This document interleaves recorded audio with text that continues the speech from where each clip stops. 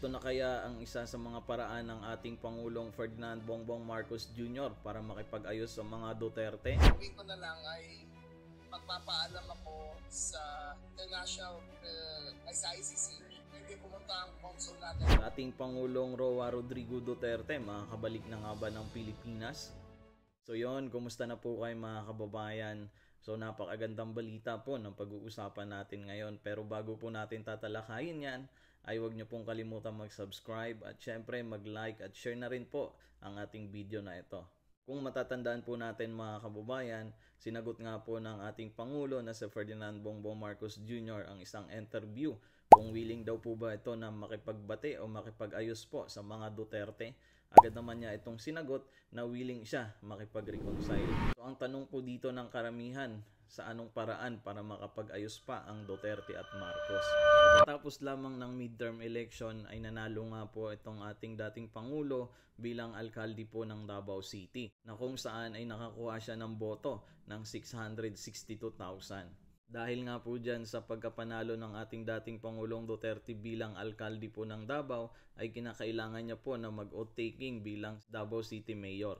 So ngayon mga kababayan, merong isang balita dito na magpapaalam umano si Interior and Local Government DILG Secretary John Vic Rimulya sa International Criminal Court o ICC. Maaaring pumunta ang Council ng Pilipinas doon upang makapanumpa si dating Pangulong Duterte bilang Davao City Mayor. So ayon nga dito, we recognize the victory of former President Roa Rodrigo Duterte. Siya ang idiniklara ng COMELEC na mayor, na proclaim siya day after elections. Overwhelming mandate, we recognize him as a mayor.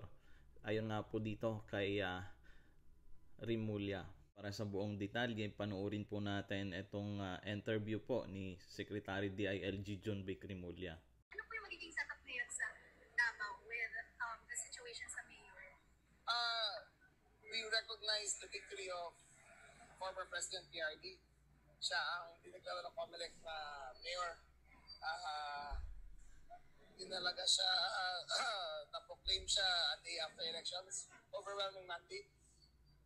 So, we recognize him as the mayor. Ang gagawin ko na lang ay magpapaalam ako sa international sa ICC kung pwede pumunta ang consul natin para makapag-oath siya. Kasi kailangan mag-oath siya to assume office.